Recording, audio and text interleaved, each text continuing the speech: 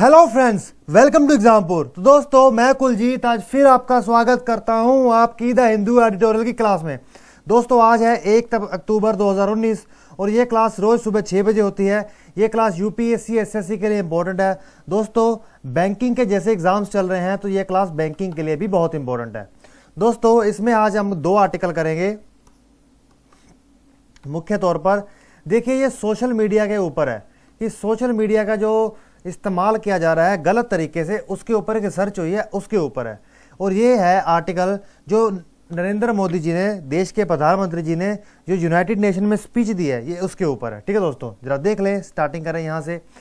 तो वो कह रहे हैं India must take its place. वो कहते हैं कि जो अधिकार हैं, जो यूनिवर्सल, जो पूरी दुनिया को दिए, जो पूरी दुनिया में दिए जाते हैं, उन सब अधिकारों को देकर भारत को अपनी एक दुनिया में एक अच्छी जगह बनानी चाहिए।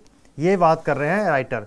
वो कह रहे हैं कि प्राइम मिनिस्टर नरेंद्र मोदी की जो यूनाइटेड नेशन जनरल असेंबली, संयुक्त राष्ट्र की जो बैठक होती है, उसमें उन्होंने जो स्पीच दी जिसमें वेलफेयर और डेवलपमेंट की बात की गई, वहां पे वो कहते हैं कि उन्होंने कुछ इस तरह से बात की कि for unity of humanity but his emphasis on Indian diversity that stood on departure from the domestic policies. वो कहते हैं, उन्होंने कहीं ना कहीं कहने की बात की है कि वो कहते हैं कि एक तरफ तो भारत के प्रधानमंत्री वेलफेयर डेवलपमेंट की बात करते हैं, यूनिटी और ह्यूमैनिटी की बात करते हैं, वो क्या कहते हैं कि भारत की डाइवर्सिटी को लेकर वो कहीं ना कहीं से हटे हैं। इनका इशारा जम्मू कश्मीर की तरफ जा रहा है, समझो जरा।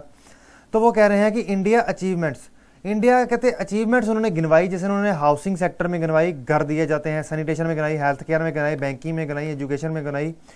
फिर उसके बाद वो कहते हैं कि जो पब्लिक कैंपेन चलाए गए उनके द्वारा, जिसके ऊपर पानी को बचाने के लेकर, पर्यावरण को लेकर, लड़कियों की शिक्षा को लेकर, ठीक है दोस्तों, वो कहते हैं खुद को उन्होंने क्रेडिट देने की कोशिश की है।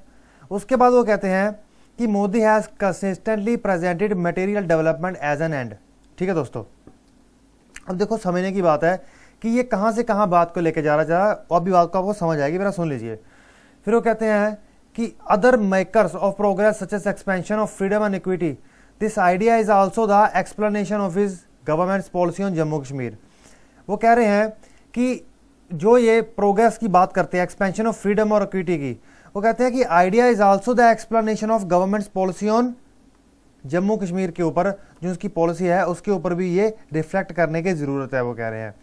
अब उसके बाद वो कह रहे हैं कि ये prime minister use of global pulpit to showcase India's progress and diversity to a world that is divided।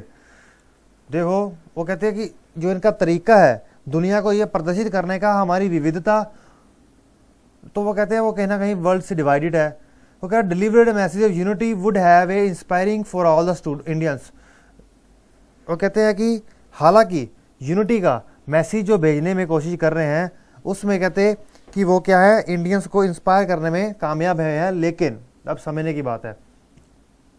वो कहते हैं कि जो इंटरनल इश्यूज है उसको बड़े नीट, बड़े साफ तरीके से जो कह दिया गया कि ये इंटरनल इश्यूज हैं, ठीक है, from global concern is antithetic to the rational of all global institutions. वो कहते हैं कि जो पॉपुलिस्ट पॉलिटिक्स है, देखिए मैंने पहले भी समझाया था कि पॉपुलिस्ट का मतलब क्या होता है। देखिए, पॉपुलिस्ट का मतलब समझने की कोशिश कीजिए। पॉपुलिस्ट का मतलब होता है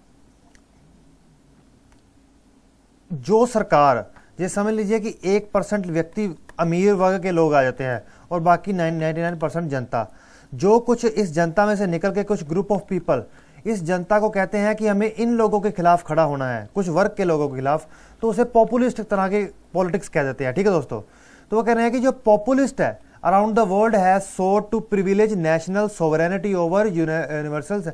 वो कहते हैं जो नेशनल सोवरेनिटी को, वो कहते हैं कि पॉपुलिस्ट पॉलिटिक्स द्वारा वो नेशनल सोवरेनिटी को, राष्ट्रीय संप्रभुता पर ज्यादा ध्यान दे रहे हैं, हालांकि वो यूनिवर्सल वैल्यूज और कमिटमेंट पर ध्यान नहीं दे रहे। ठीक है दोस्तों, तो वो कहते हैं ये बहुत ज्यादा क्रिटिकल चैलेंजेस लेकर आता है जो कि ट्रांसनेशनल है। उसके बाद ये बात कर रहे हैं कि ह्यूमन राइट्स, मानवाधिकार, डेमोक्रेसी, लोकतंत्र, liberty are such as global question as climate change. वो कहते हैं कि जिस तरह से क्लाइमेट चेंज, हेल्थ और टेररिज्म एक जैसे ग्लोबल पूरी दुनिया के स्तर पर बड़े सवाल है, उसी तरह से मानवाधिकार, लोकतंत्र और लिबर्टी भी बड़े सवाल हैं। वो कहते हैं कि सेलेक्टिव ग्लोबलाइजेशन इस दुनिया में अच्छे तरीके से रह नहीं पाएगी। फिर इसके ऊपर वो तर्क देके बोलते हैं कि देखिए जैसे कि हम बेस्ट प्रैक्टिस की बात करते हैं, जैसे कि गवर्नेंस में, इंफ्रास्ट्रक्चर में, इन्वेस्टमेंट क्लाइमेट में, लेकिन वो कहते हैं कि वो इन चीज़ों के बिना नहीं आ सकता जब तक हम टॉलरेंस, प्लूरलिज्म और डाइवर्सिटी की बात ना करें। तो यहाँ पर वो कहते हैं कि फिर, हालांकि वो कहते हैं कि जो प्राइम मिनिस्टर हैं पाकिस्तान के, वो न्यूक्लियर थ्रेट, न्यूक्लियर वॉर का हमला धमकी तो देते ही रहते हैं, आपने भी सुना होगा। वो कहते हैं India can not wish away questions regarding Kashmir at a international fora. वो कहते हैं कि the best way to keep domestic issues domestic is to resolve them through the internal dialogue and accommodation. वो कहते हैं सबसे अच्छी बात तो ये है इंटरनल डोमेस्टिक इशू को डोमेस्टिक रखने की, हमारे देश के मुद्दे को देश में रखने की, कि वहाँ डायलॉग से सारा काम हो। बस यही आर्टिकल है। वो कहीं ना कहीं से ये कहना चाह रहे हैं, दो तरह की बात कर रहे हैं। वो कहते हैं कि यूनाइटेड नेशन में जो बातें की मोदी जी ने, उसके साथ जो कुछ ऐसी बातें भी हैं जैसे कि टॉलरेंस, सहिष्णुता, प्लूरेंस, बहुवाद और डाइवर्सिटी, विविधता, इनके ऊपर भी ध्यान देने की जरूरत है। ठीक है दोस्तों, अब आता है अगला आर्टिकल। देखिए ये किसके ऊपर है, ये अगला आर्टिकल है सोशल मीडिया के ऊपर। किसके ऊपर? सोशल मीडिया के ऊपर। अब देखिए ये बात क्या हो रही है, वो कह रहे हैं कि सोशल मीडिया के ऊपर प्रोपेगेंडा चलाया जाता है, सोशल मीडिया का गलत इस्तेमाल किया जाता है। जरा समझिए। वो कहते हैं researchers from the Oxford internet institute, a multi disciplinary research teaching department of university of Oxford, उन्होंने एक 3 साल रिसर्च की।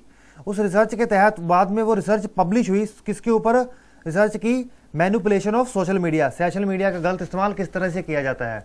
और देखिए उसके बाद वो पब्लिश हुई द ग्लोबल डिसइंफॉर्मेशन ऑर्डर में।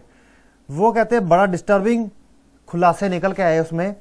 वो कहते हैं कि जो ये कैंपेन चलाया गया सोशल मीडिया का गलत इस्तेमाल करने के ऊपर, वो 70 देशों में चलाया गया, जिसमें से 48 देशों के ऊपर 2018 में और 2028 देशों के ऊपर 2017 में चलाया गया। तो उसके बाद वो कह रहे हैं कि the finding further state that social media has been coopted by the many authoritarian regime. अब समझने की बात है, वो कहते हैं कि जो ये फाइंडिंग है, जो ये जांच पड़ताल की गई, ये उससे ये पता चलता है कि सोशल मीडिया का इस्तेमाल बहुत सारे ऊपर बैठे लोग, गद्दियों पर बैठे लोग कर रहे हैं, जो ताकतों में बैठे हैं। वो कहते हैं कि कंप्यूटेशनल प्रोपेगेंडा की बात चल रही है, जिसमें वो कुछ इस तरह के इंफॉर्मेशन के टूल्स को इस्तेमाल करते हैं।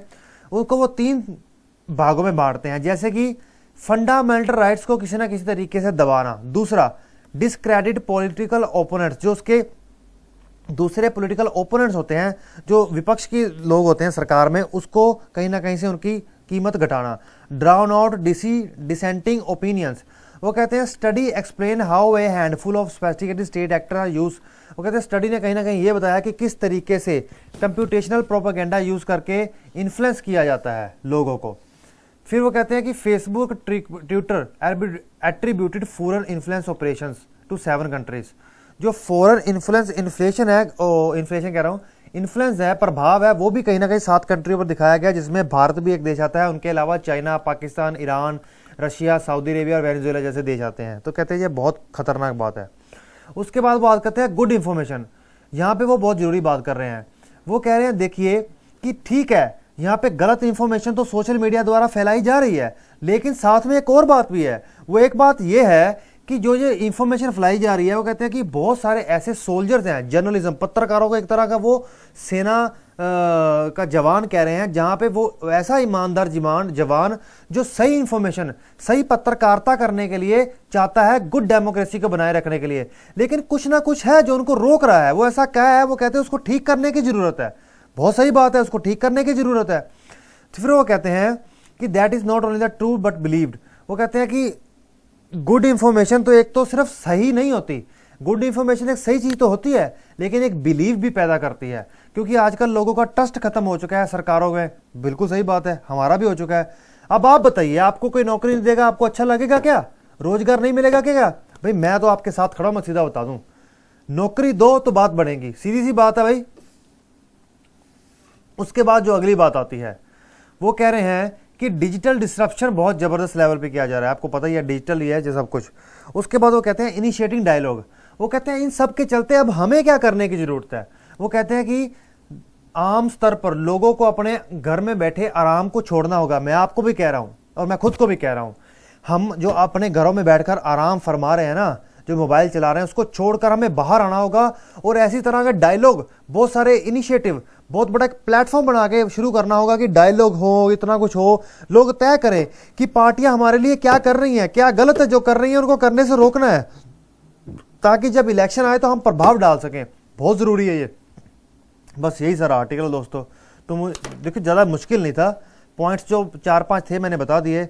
तो मुझे उम्मीद है कि आप को, क्योंकि देखिए इसमें एक पॉइंट को समझने की कोशिश की है। उनके कहने का मतलब है कि जैसे मैं हूं और आप हैं, मैं आपसे आकर रूबरू बात करता हूं यूट्यूब के राही, फॉर एग्जांपल, उदाहरण के तौर पर, तो मैं अपना कोई मत आपके सामने रख रहा हूं तो आप अपना मत सामने रखेंगे। जब दोनों के मतों का आपस में आदान प्रदान होगा तब कुछ निकल के आएगा। बस यही बात है। तो दोस्तों यही हमारी क्लास है। तो इसी के साथ मैं आपका एग्जामपुर में आने के लिए थैंक्स करता हूं। Okay friends, bye. और देखिए शेयर जरूर किया कीजिए, मेरे को पूरा डाउट है कि आप शेयर नहीं करते हो। और देखिए मैं बता रहा हूं कि जैसे कि आज मैंने 4-5 पॉइंट बताए, अब मैंने 4-5 पॉइंट बताए, देखो समझिए जरा, इधर देखिए। पहले मैंने आपको इस आर्टिकल में, सोशल मीडिया वाले में 4 से 5 पॉइंट बताए, क्या हो रहा है, कैसे हो रहा है। देखिए इतने बड़े आर्टिकल को आप 10 लाइनों में तो लिख ही सकते हो ना। आप नीचे कमेंट बॉक्स में इसको 10-15 लाइनों में लिखिए। उससे क्या होगा कि आपने चीज़ों को सुन लिया। आप कह रहे हैं कि यार हमने सुन लिया, लेकिन हमें याद नहीं आ रहा, कोई दिक्कत नहीं है।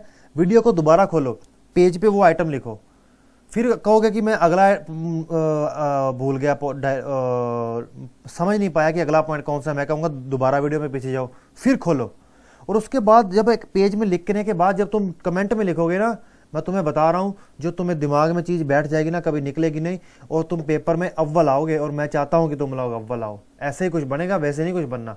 और देखिए कुछ करने से डरिए मत, कुछ करने से डरिए मत। ज़्यादा से ज़्यादा कमेंट करते करते क्या हो जाएगा, कुछ गलत ही हो जाएगा ना, तो कोई बात नहीं। एक बात याद रखना, गलती करना कामयाबी की तरफ बढ़ना। एक गलती करके अगर कोई व्यक्ति गलती करता है ना, तो कामयाबी से एक कदम नजदीक पहुंच जाता है। उसका कारण है कि उसने पता चल गया कि मैंने ये काम गलत किया, अब मेरे को ये सही करना है। अगली बार वो सही करेगा, उसके अगले आगे फिर वो गलती करेगा, तो आप क्या करोगे, वो कामयाबी के उतना ही करीब जाता रहेगा, क्योंकि उस गलती को ठीक करना ही कामयाबी की तरफ बढ़ना होता है। ठीक है दोस्तों, डरिए मत, गलती करने से डरिए मत। आप एग्जाम से पहले इतनी गलतियां कर लें कि बाद में गलती करने का मौका ही ना रहे और आप अव्वल आ जाएं। और आप में से कोई सोचिए IAS IPS अफसर आके बैठा हो तो कितना मजा आएगा आपको जब आप बन गए तो इसी के साथ मैं आपका एग्जाम पर मैं लेकर थैंक्स करता हूं। Okay friends, bye.